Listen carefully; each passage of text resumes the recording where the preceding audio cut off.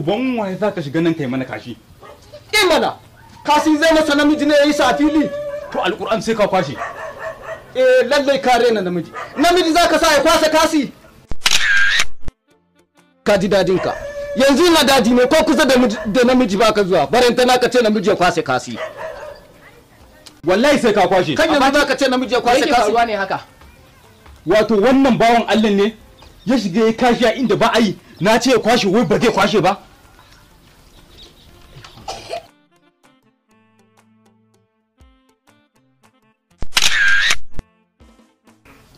ai irin waɗannan mutanen ba a musu ƙarfi wayo ake musu zo mu koma ka ga yadda zamu yi da ni